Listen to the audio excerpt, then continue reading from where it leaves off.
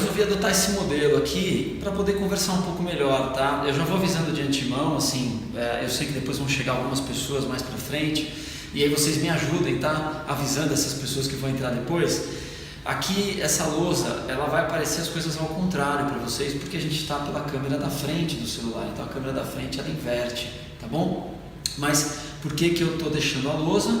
Porque eu vou fazer algumas anotações, vou falar, vocês podem também, obviamente, aí pegar a caderneta, caneta e fazer as anotações de vocês, mas isso é também gravado, tá? Eu estou gravando com uma outra câmera, porque aí a gente coloca disponível no YouTube depois, ok?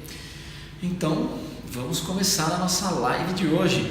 Eu queria falar para vocês um pouquinho, em primeiro lugar, assim, da ideia dessa live, do porquê que eu resolvi fazer essa live sobre esse tema hoje. Normalmente, assim, a gente tem intercalado, né, algumas lives de perguntas e respostas, outras lives de alguns temas, como se fosse uma palestra, uma pequena aula para vocês. Vocês já conhecem, né? Quem já acompanha já conhece o nosso formato de live. A gente tem aqui 30, 40 minutos. Se der no final, eu abro um pouquinho para vocês perguntarem, uns 5 minutinhos para vocês fazerem algumas perguntas. Então, hoje, na verdade, não é perguntas e respostas, tá? Aliás, quem respondeu aquelas perguntas que eu coloquei no meu stories aí ontem, anteontem, eu agradeço. Essas perguntas, elas serão respondidas, tá bom? Elas serão respondidas ou aqui mesmo numa live próxima do Instagram, ou eu vou preparar vídeos, tá? Para quem ainda não está me acompanhando no YouTube, vai lá, gente, canal Oswaldo Simonelli, Direito Médico no YouTube. A gente está quase chegando nos 900 inscritos, quero bater a meta dos 1000 inscritos, hein? Muita gente é interessada no Direito Médico. Lá eu tenho algumas playlists que eu estou montando, com alguns temas específicos, então um deles é o que eu chamo de Simonelli Responde, que aí eu respondo as dúvidas de vocês através de vídeos no canal do YouTube, tá bom? Então, vamos lá. Essa live de hoje é para falar um pouquinho sobre tecnologia em saúde. O que seria, então, principal que eu teria para abordar com vocês a respeito da tecnologia em saúde? Hoje, obviamente, o assunto que mais está em voga, que mais tem sido comentado, é a telemedicina. Acho que vocês viram aí, teve uma resolução recente do Conselho Federal, que depois teve uma pressão, foi revogada, e aí voltou a ficar em vigor a resolução anterior, que já era bem mais antiga. Eu vou falar para vocês hoje aqui algumas coisas. E nessa semana, enfim, na segunda-feira, no dia 22 de abril, eu fui convidado para participar do 28º Congresso Anual da Federação dos Hospitais daqui de São Paulo. Aquela federação que quem me conhece, eu já falei e falo muito, porque foi lá que eu iniciei a minha carreira no direito médico, e eu tive, assim, um imenso prazer de ter sido convidado para participar e fiquei muito, muito honrado e feliz. E o assunto era justamente esse: tecnologias digitais que estão provocando a mudança na saúde, o engajamento do paciente, a telemedicina e os tais dos wearable devices, que eu vou explicar para vocês daqui a pouco, para quem não sabe o que é. Então eu resolvi fazer um extrato, meio que um resuminho dessa palestra, para poder abordar com vocês hoje aqui. Tem muita gente que me pergunta sobre a telemedicina, como é que tá, como é que não tá. Vou tentar fazer um resuminho para vocês, tá bom? Para a gente começar especificamente entrando no tema, a gente tem que trabalhar, e eu gosto de trabalhar quando falo de telemedicina, numa espécie de triangulação, tripé, organograma, triplo, enfim. Lembrem-se, tá? Aqui vai aparecer para vocês agora do Instagram, vai aparecer ao contrário, mas eu preciso fazer essas anotações porque depois vocês vão poder rever quantas vezes vocês quiserem no YouTube, tá bom? Então a gente vai trabalhar com a tecnologia, certo? A tecnologia, a gente vai falar da tecnologia na saúde e, por fim, como isso chega até o paciente em termos de privacidade. Esse é o tripé que a gente trabalha quando a gente fala da telemedicina: tecnologia, saúde, privacidade, ok? Se a gente trabalhar bem esses 3 itens aqui, a telemedicina não tem como dar errado. Não é nenhum bicho de 7 cabeças, tá bom? Quando a gente fala então de tecnologia, só para vocês terem uma ideia, assim, claro que depois eu posso até, eu vou pensar uma forma, enfim, até de disponibilizar os slides dessa palestra que eu dei, para vocês verem o que eu estou falando, tá? Mas vamos tentar visualizar. Em 1920 surgiu um aparelho que chamava pulmão de aço. Olha que bacana, pulmão de aço. O pulmão de aço, ele era como uma espécie de cápsula em que as crianças ficavam dentro, porque era utilizado como uma forma de... Ele era um respirador, facilitava para que as crianças com poliomielite pudessem ter uma sobrevida, entendeu? Pudessem ter uma qualidade um pouquinho de vida melhor. Elas ficavam trancadas naquele pulmão de aço, só com a cabecinha para fora, e assim, claro que houve muita resistência, aquilo parecia um caixão, né? A criança ficava toda presa lá dentro, aquilo formava uma pressão no pulmão e ela conseguia respirar através daquele sistema que foi inventado, enfim, eu sei que se chamava então pulmão de aço. E o pulmão de aço, ele durou por muitos anos. Só na década de 50 é que surgiu, 1950 é que surgiu a vacina contra a poliomielite. Então, vejam que o pulmão de aço era o que havia de mais tecnológico na época em termos de respirador. Isso depois foi substituído, claro, os respiradores foram ficando cada vez melhores e menores e mais eficazes e mais efetivos, né? E a tecnologia vai então avançando. Aquilo que parece estranho no primeiro momento passa a ser o comum no momento seguinte. A hora que a gente enfrenta uma determinada resistência com relação à tecnologia, ela passa a fazer parte do nosso dia a dia e a gente não consegue mais viver sem ela. Então, eu contei essa pequena historinha para vocês entenderem como a medicina vai evoluindo e como vai havendo resistência quando surge algo novo. É normal, só que essa resistência não pode impedir a evolução. Ela não pode impedir que, de alguma maneira, a medicina passe a ser um pouco mais eficaz, um pouco melhor, cada dia um pouquinho mais bem preparada para atender o seu paciente, ok? Então, essa é a pequena historinha. Depois vocês coloquem no Google pulmão de aço, vocês vão ver essa parafernália. Eu acabei descobrindo que tem um americano ainda que usa esse aparelho, tem mais de 70 anos, e ele é advogado, hein? Ele teve pólio, enfim, com todas as dificuldades dele, ele se formou em direito e ele ainda usa até hoje o pulmão de aço dentro da casa dele. Pois bem, vamos dar um salto então. A gente saiu de 1920, 1950, e eu quero mesmo que vocês pesquisem depois o que foi esse pulmão de aço e como isso fez, só para vocês verem, olha só que coisa, como é que era a imaginação. Os médicos naquela época tinham que ter muito mais imaginação do que hoje. As crianças se sentiam solitárias nesse aparelho, porque elas ficavam só com a cabecinha para fora e não conseguiam olhar em volta. O que os médicos fizeram? Qual foi a ideia? Colocaram espelhinhos, e aí elas conseguiam ver através dos espelhos, através desse espelho, que tinham várias outras crianças à sua volta, e o tratamento, pasmem, melhorava, ficava mais eficaz, ficava mais efetivo. Olha que coisa bacana. Então, é assim que a medicina caminha, é assim que ela evolui. Pois bem, em 1999, então, falando agora de tecnologia e agora falando especificamente da nossa telemedicina, a gente tem que entender a origem, como é que surgiu essa história da telemedicina. A telemedicina surgiu em Israel, e junto com a telemedicina veio a declaração de Tel Aviv sobre responsabilidades e normas éticas na utilização da medicina. Isso em 1999, essa declaração foi aprovada na Assembleia Geral da Associação Médica Mundial. Então a Associação Médica Mundial, reunida em Tel Aviv, firmou compromissos éticos a respeito da utilização da telemedicina. Esses são os parâmetros que têm que ser seguidos em todo o mundo, por todas as associações, porque a Associação Médica Mundial é formada pelas associações médicas dos países. Então, essas associações médicas têm a obrigação de seguir essas normas éticas. Então, só para vocês terem uma ideia, quando ele fala dos tipos de telemedicina, ele fala da interação entre o médico e o paciente, onde se transmite informação médica eletronicamente, pressão arterial, eletrocardiograma, ao médico, o que permite vigiar regularmente o estado do paciente, chamada às vezes de televigilância. né? Interação onde o paciente consulta diretamente o médico, utilizando qualquer forma de telecomunicação, incluindo a internet, a teleconsulta ou consulta, que foi o nome dado em Tel Aviv, né, em 1999, então é a teleconsulta. A gente tem também a interação entre dois médicos, que é extremamente importante em determinados casos.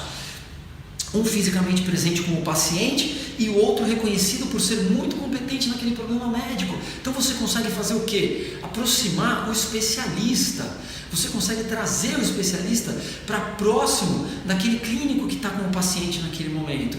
A informação médica então se transmite eletronicamente ao médico que consulta, que deve decidir se pode oferecer de forma segura a sua opinião, baseada na qualidade e quantidade da informação recebida.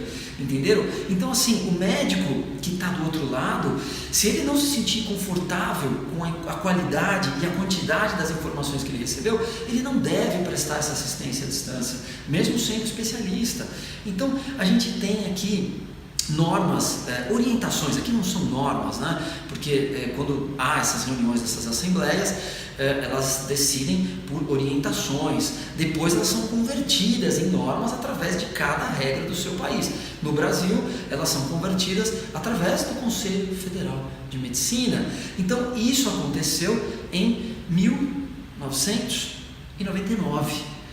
A gente está aqui em 2019 tentando discutir ainda como isso vai ser implementado.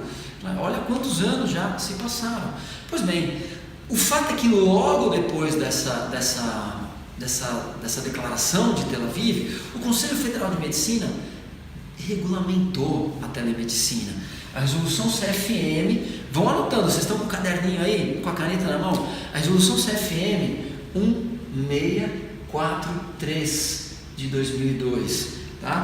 1643. Quem puder me ajuda, digita, põe na telinha para todo mundo acompanhar, e aí fica nos comentários, o pessoal não perde o número da resolução. Quem puder me ajudar aí, agradeço.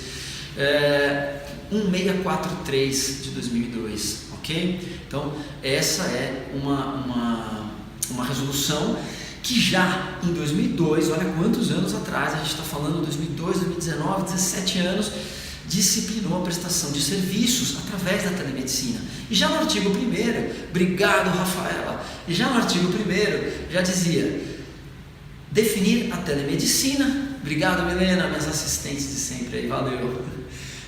Definir a telemedicina como o exercício da medicina através da utilização de metodologias interativas de comunicação audiovisual e de dados, com o objetivo de assistência, educação e pesquisa em saúde. Então esse é o tripé da telemedicina: assistência, educação e pesquisa em saúde. E já no artigo 4º dessa resolução dizia o quê? A responsabilidade profissional do atendimento cabe ao médico assistente do paciente. Os demais envolvidos responderão solidariamente na proporção em que contribuírem por eventual dano ao mesmo. Ok? Então, olha só, a gente cria alguns monstros e depois fica com dificuldade de domá-los, né? A gente está falando, uma das grandes preocupações da resolução da telemedicina, dessa mais recente, que eu vou falar um pouquinho para vocês daqui a pouco, a responsabilidade. Como é que quem vai ser responsável? Como é que você vai responsabilizar o médico que está atendendo, o médico que está na ponta, o médico que está não sei aonde, que está lá na Conchinchina? Gente, cada um é responsável por aquilo que faz, que produz. Essa é a regra básica da responsabilidade. Eu já falei isso para vocês várias vezes. Vamos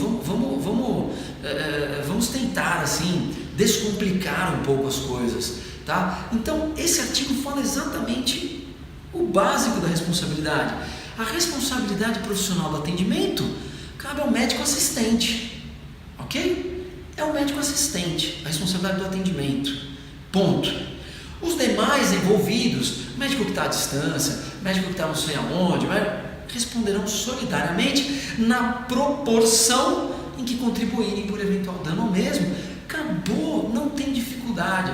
Quando você descomplica a questão da responsabilidade, fica muito mais fácil de compreender. Então assim, você vai pegar, teve um problema nesse atendimento, teve um erro, ok, pega o atendimento todo, como eu também já costumo explicar para vocês, né? A linha da linha de onde começa, onde termina o direito médico, peguem o ato desde o início até o final e vai desconstruindo ele até você entender onde é que está o erro. Quando você entender onde é que está o erro, você já consegue definir a responsabilidade de cada um, não tem dificuldade com relação a isso. Então, honestamente, assim, eu acho que foi uma bobagem criticar tanto a resolução da telemedicina por conta do risco, do receio de não conseguir responsabilizar as pessoas. Claro que consegue, a gente tem mecanismos jurídicos para isso, ok? E aí, em 2014, na verdade em 2009, depois ela foi reformulada em 2014, entrou em vigor, então veja, em 2009 entrou em vigor a resolução sobre a teleradiologia. Gente, são os exames de imagem realizados através de procedimentos à distância. Então assim, isso aqui já está em vigor desde 2009 e nunca foi questionado, nunca teve nenhuma dificuldade para a utilização. Anotem aí outra resolução. Então é a resolução do Conselho Federal CFM 2107 de 2014, tá? 2107 de 14. Quem puder pôr na tela para todo mundo acompanhar, agradeço. Então a resolução CFM 2107 de 14, que revogou a de 2009, revogou porque foi aprimorada a norma, né? Ela já previa a teleradiologia e pronto, e já estava sendo e já é utilizada, né? 2107 de 2014. Obrigado Kátia, obrigado Milena. Então, o que é a teleradiologia, segundo a resolução? Teleradiologia é o exercício da medicina onde o fator crítico é a distância, utilizando as tecnologias de informação e de comunicação para o envio de dados e imagens radiológicas com o propósito de emissão de relatório como suporte às atividades desenvolvidas localmente, ok? Então, é isso. Você faz o exame num lugar, você fez aqui o exame, tá? E a resolução diz, tá, quais são as áreas abrangidas pela teleradiologia? Radiologia geral especializada, tomografia geral especializada, ressonância magnética, mamografia, densitometria óssea e medicina nuclear. Ela diz também que a transmissão dos exames por teleradiologia deverá ser acompanhada dos dados clínicos necessários do paciente, colhidos pelo médico solicitante para a elaboração do relatório. Então, já pode fazer, você faz o exame aqui, manda todos os dados e o médico faz o relatório à distância.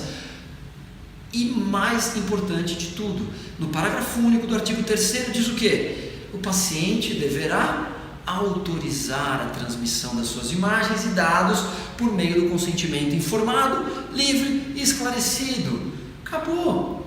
O paciente foi informado, ele autorizou a transmissão das imagens, dos dados, fez o consentimento informado, acabou, usa a teleradiologia e pronto, não tem dificuldade. Então vejam que assim, a evolução das normas já veio desde 2002, não é coisa nova, não é coisa recente.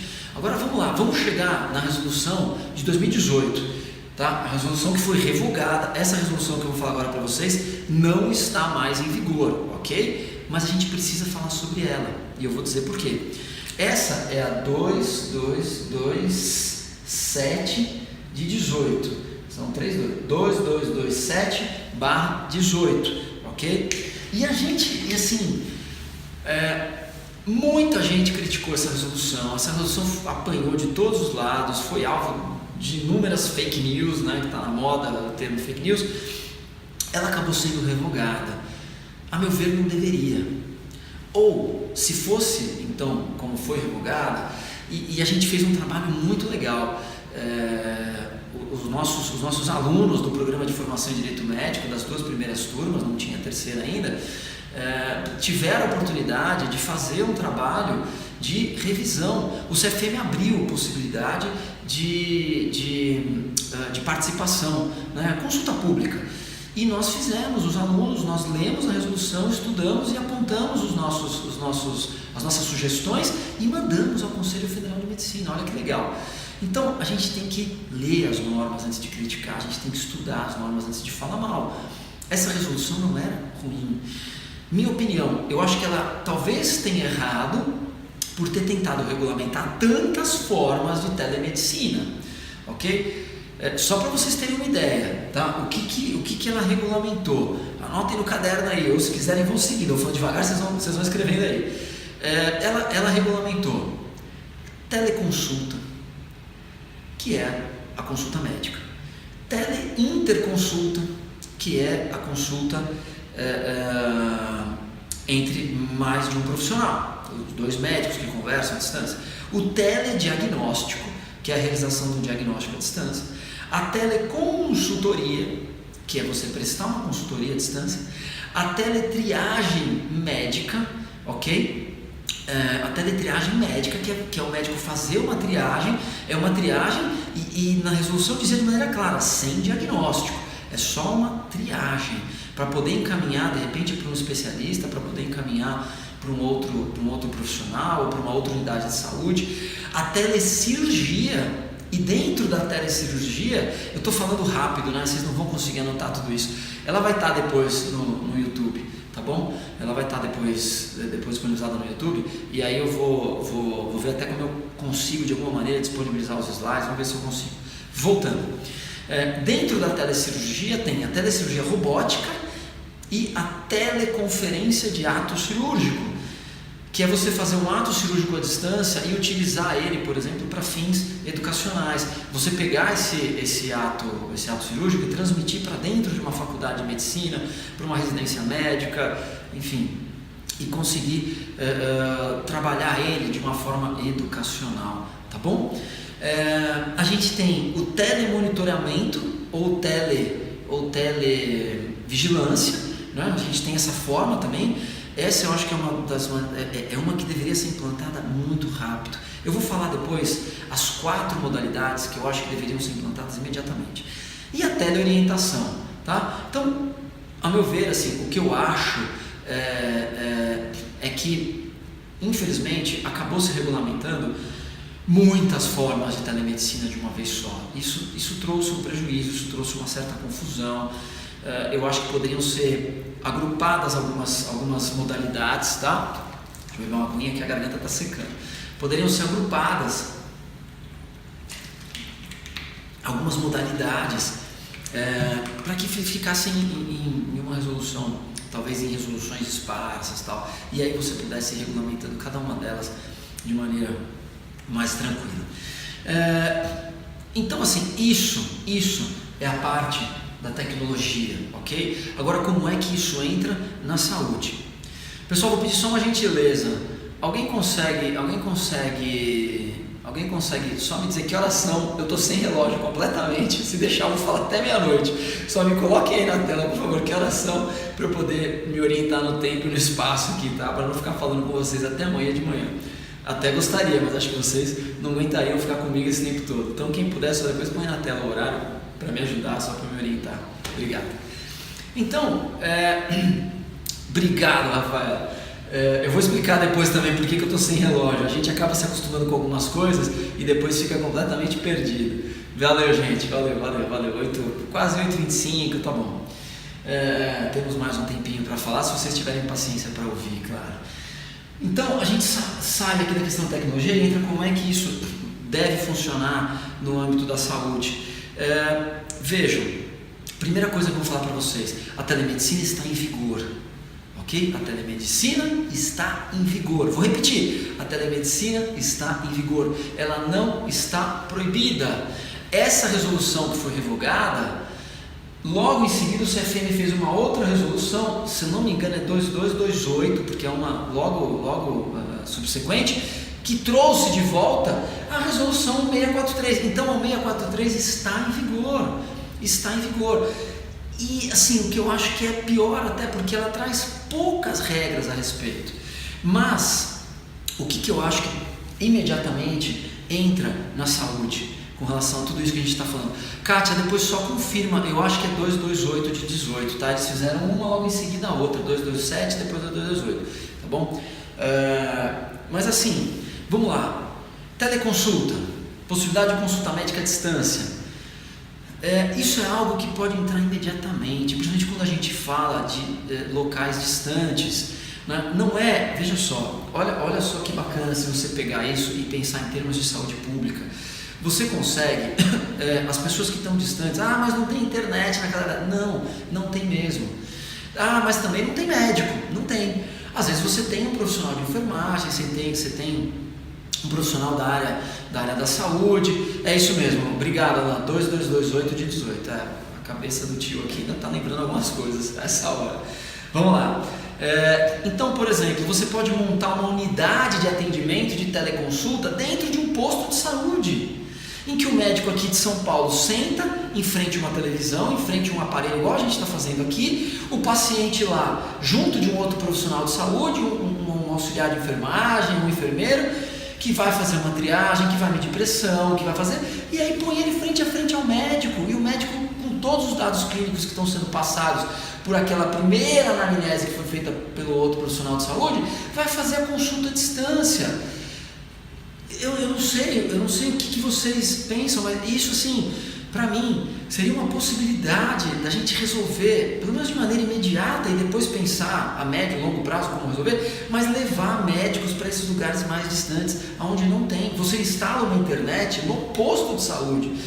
Eu duvido que, ou na prefeitura, eu duvido que na sede da prefeitura da cidade não tenha uma internet para conseguir receber uma consulta médica à distância.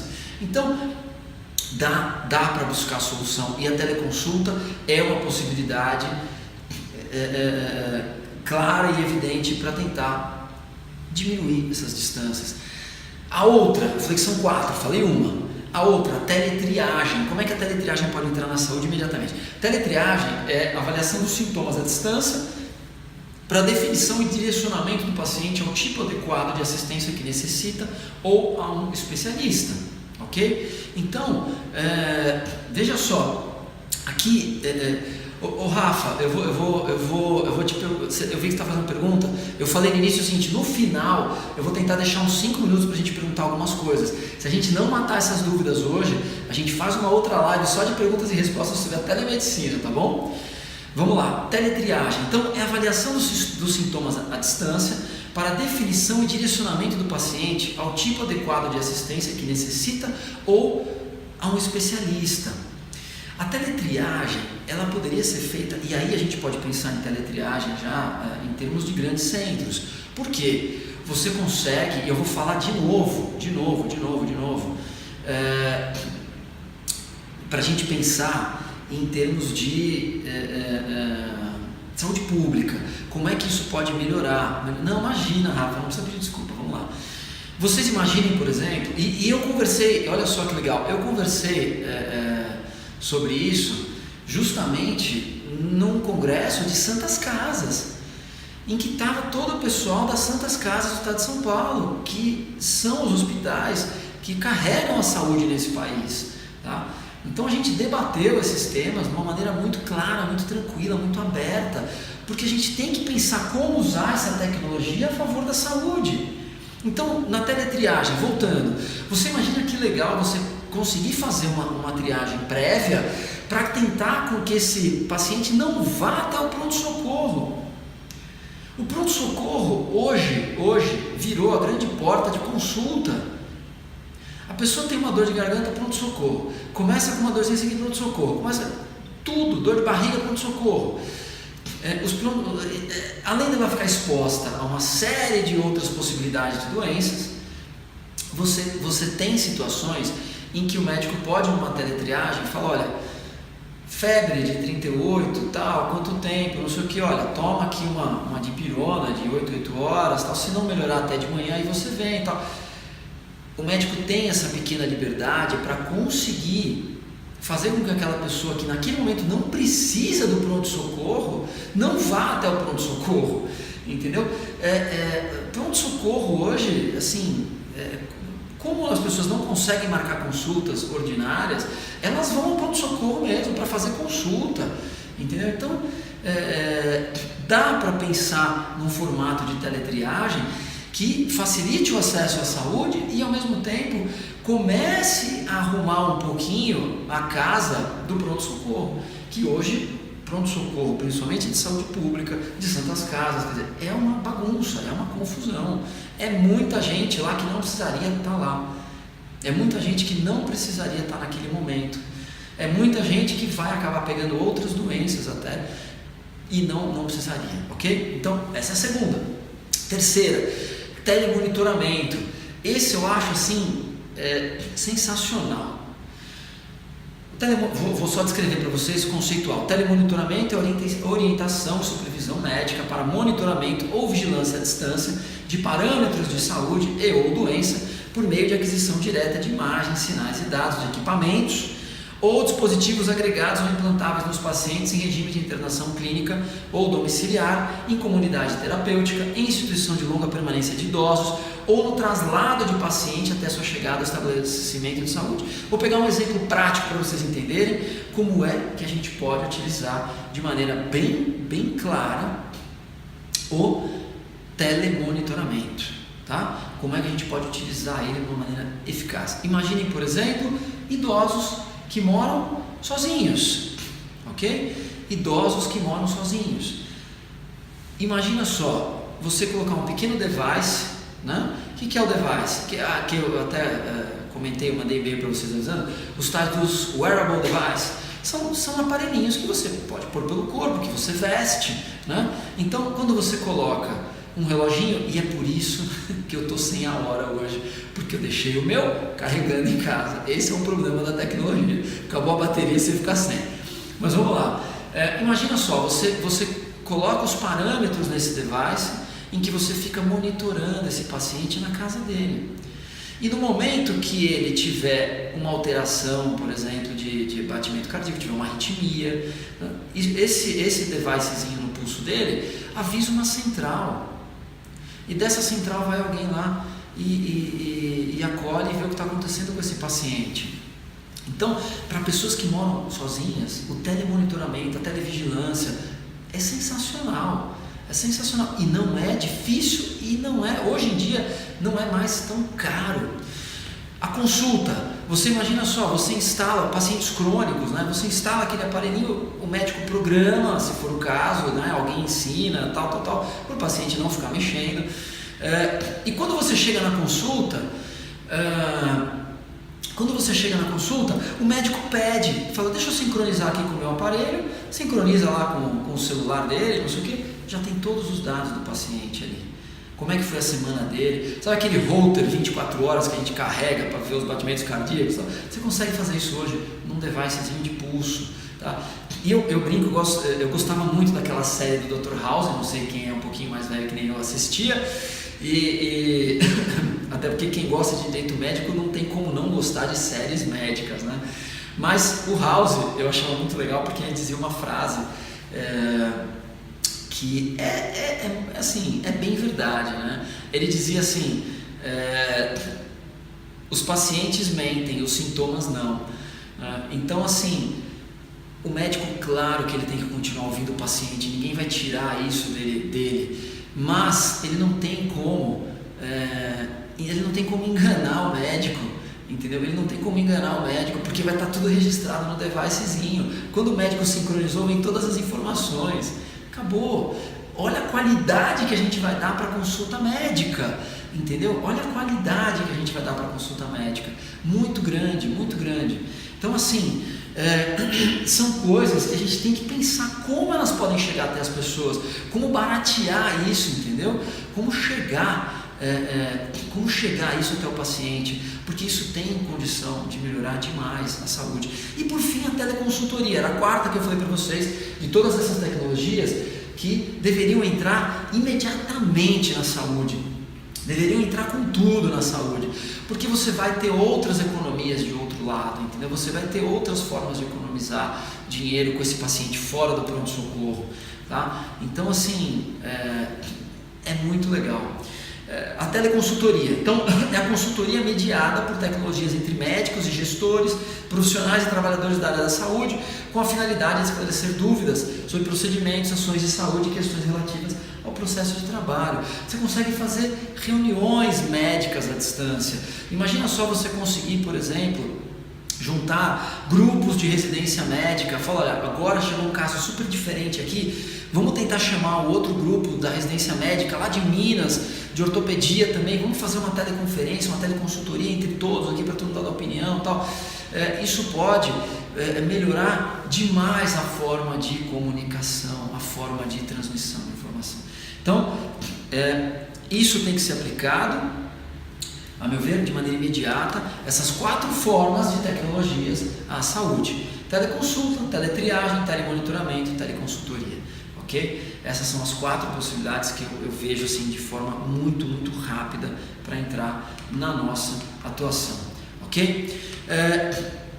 Uma das coisas que eu queria comentar também aqui, que o pessoal fala muito assim, mas não vai ter engajamento do paciente, o paciente vai se engajar? Sim, porque quando ele entender que aquilo é melhor para ele, ele vai se engajar, tá bom? Eu não sei se vocês viram recentemente uma notícia nos Estados Unidos, 2 crianças, enfim, lembram muito dos meus filhos, inclusive pelo que eles fizeram, mas enfim, um menino de 8 anos aprendeu a dirigir um carro no YouTube e levou a irmã para ir comer no McDonald's, de 4 anos. Olha que legal, um irmão de 8, outro de 4, ele chegou com o carro no McDonald's, levou a irmã. Onde ele aprendeu a dirigir? No YouTube.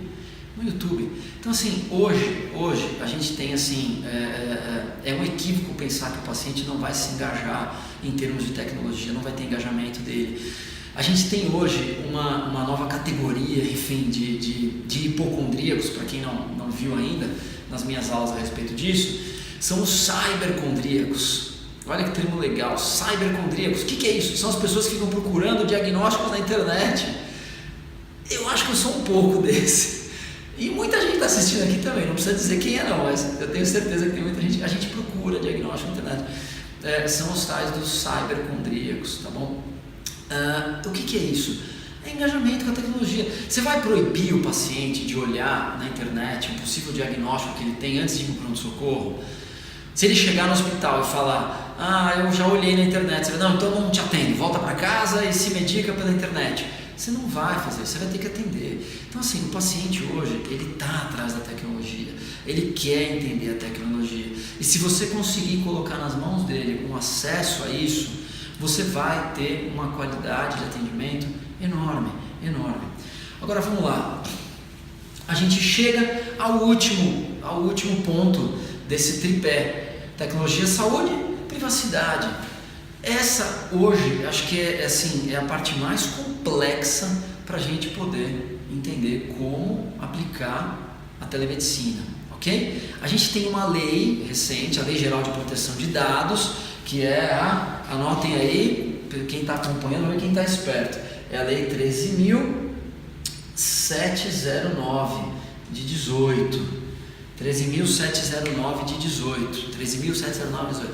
É uma lei federal que trouxe uma série de proteções a respeito dos dados individuais, tal.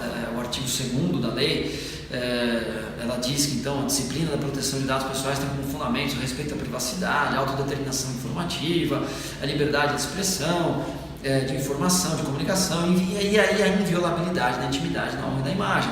Só que ela traz em alguns artigos o que são chamados de dados sensíveis. Os dados sensíveis poderiam ser enquadrados nos dados de saúde e aí a gente vai ter uma dificuldade muito grande para trabalhar com esses dados sensíveis. Agora, qual é a chave para a gente tentar trabalhar? Bom, primeiro, obviamente, toda a questão de proteção que a gente tem hoje. Aliás, é muito mais seguro você ter um prontuário efetivamente eletrônico em que você consegue rastrear o login, a senha. Só não pode fazer que nem um caso que eu vi de 2 médicas no pronto-socorro, enfim, e as 2 foram denunciadas por conta de um problema que aconteceu no pronto-socorro. E aí uma delas chegou e disse o quê?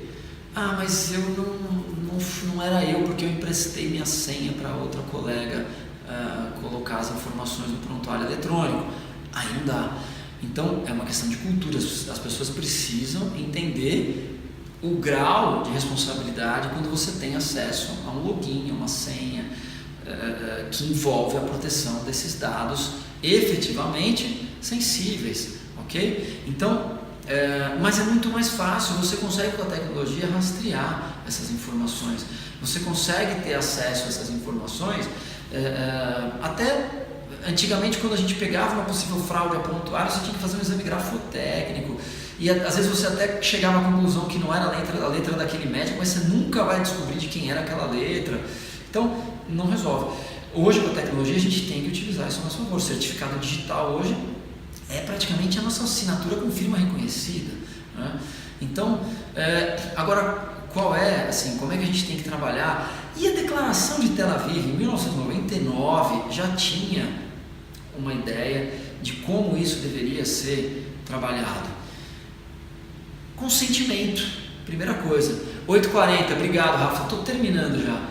8h40, então mais uns 5, 10 minutos está ótimo, a gente já consegue terminar para todo mundo ir jantar. Então, a Declaração de Tel Aviv já conseguiu dizer que, dentre as principais cautelas que se deve ter nessa relação, é obter o consentimento e preservar a confidencialidade das informações do paciente. Então, vou ler aqui rapidamente alguns artigos dessa declaração, só para vocês terem uma ideia, né? As regras correntes do consentimento e confidencialidade do paciente também se aplicam às situações da telemedicina.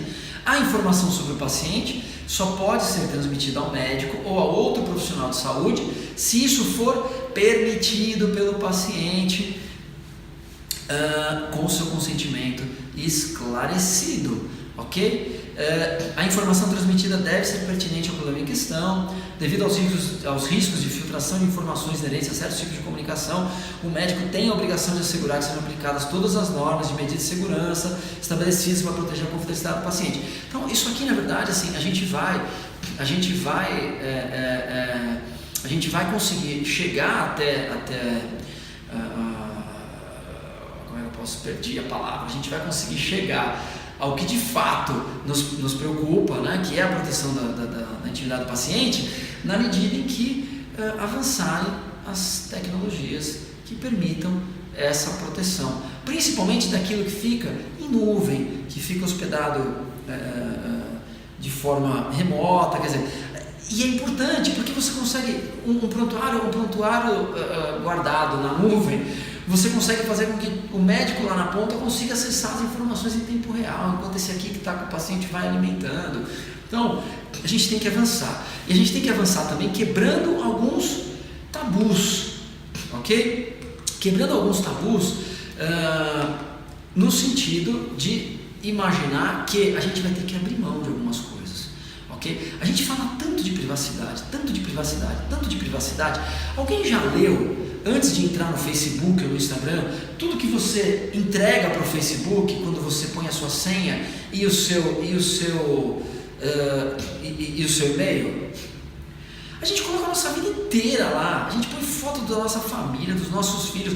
Quando se machuca, põe lá o braço engessado, a testa com os pontos. Mas no prontuário ninguém pode mexer. No prontuário... Então, assim, a gente precisa quebrar alguns parâmetros e a gente precisa quebrar alguns tabus para isso, entendeu? Então, assim, o paciente tem que estar ciente de que aquilo vai tramitar entre o médico que está aqui e o médico que está lá na ponta. O resto está criptografado em algum lugar que você não consegue ter acesso. Ponto. Ok? Então, assim, para a gente poder avançar, a gente tem que fazer algumas concessões, tá? É a minha visão. Não tem como a gente avançar sem fazer algumas pequenas concessões. Bom, no final das contas, tudo isso que a gente está falando é para conseguir de alguma maneira adequar aquilo que eu já falo tanto que vocês têm que entregar ao cliente de vocês. O que vocês têm que entregar para o cliente de vocês? Qual é o principal valor que vocês têm que entregar para o cliente de vocês? Dou-lhe uma, dou-lhe duas, eu sempre falo isso, gente. Qual é o principal valor que vocês têm que entregar para o cliente de vocês? Dou-lhe 3. É o tempo. Tudo isso a gente briga por conta do tempo, as distâncias, os deslocamentos, você conseguir trazer para perto um determinado atendimento que talvez demorasse 2, 3 horas de locomoção. Quantas pessoas vêm do interior para a capital só para passar por uma consulta, com o médico, né? Que poderia ser resolvido à distância, da casa dele, pessoas que têm doenças crônicas, que é tão simples de monitorar, que é tão simples de acompanhar. Você faz a pessoa viajar 400, 500 quilômetros para ir até o Hospital das Clínicas aqui no centro de São Paulo, na Paulista, aqui perto da Paulista, né? Então, olha só como a gente pode utilizar isso. Então, assim, o meu movimento é #volta a resolução da telemedicina, ok? É isso. Galera, obrigado. Eu sei que vocês estão doidos para fazer perguntas, mas a gente passou um pouquinho da hora. Vamos fazer o seguinte, a gente faz uma próxima, talvez até semana que vem, se eu não tiver nenhum compromisso assim, que me impeça de fazer a live, eu vou fazer só sobre perguntas e respostas de telemedicina. Vocês concordam? O que vocês acham? Vocês que estão acompanhando agora aí. O que vocês acham? Pode ser? Vamos fazer então, anotem as perguntas, tá bom? Não, peraí, o que a Milena está perguntando do bloquinho? É esse bloquinho que vocês estão vendo aqui? Esse aqui foi da imersão, viu, gente? Para quem participou da imersão teve esse bloquinho, esse ano a gente vai ter de novo, tá? Então, não sei se vai ser o mesmo bloquinho, enfim, mas de qualquer maneira, quem for da imersão provavelmente vai receber alguma coisa. Então, galera, vou programar, continue aqui acompanhando. Essa live fica disponível até a 24 horas, é o tempo que ela fica disponível. E a gente, depois eu vou editar, colocando no YouTube e tal. Espero que tenha ficado bom aqui na outra câmera, né? Mas é isso. Galera, obrigado pela companhia até agora. Espero que vocês tenham gostado.